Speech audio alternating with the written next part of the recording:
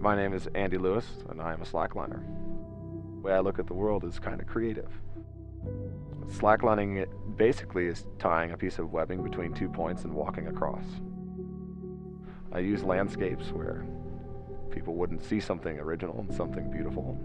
What you're looking for is, it's hard to describe. You can make something that wasn't once there, now something that is. The DJI Phantom 4 allows me to capture a perspective that gives a relevant explanation to what I'm doing. How high it is, how scary it is, how committing it is, how focused you have to be. You can write a story and you can tell people how scary it was and how much effort it took.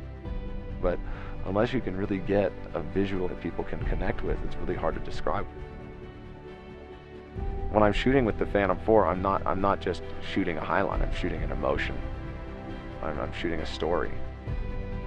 So you find points that are high off the ground, points that create exposure. And exposure creates the mindset of fear, which is kind of the emotion that you are learning to battle. And that emotion is what we're looking for. The adventure is what's fun. It's getting from point A to point B, not just on the line. How do you get up to the top? It's kind of fun to have some help. When I use the Phantom 4, I can just look at the monitor, I see where I want to go on the screen, and I tap to see what's at the top of that tower, actually.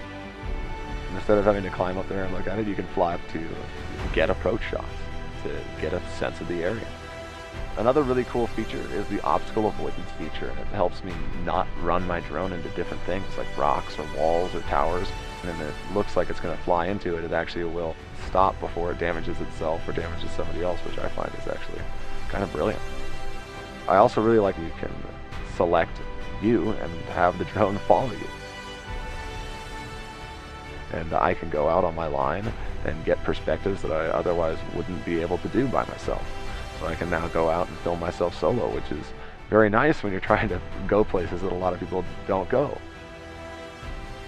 You go out into the wilderness and you're looking for something that takes your breath away, I guess.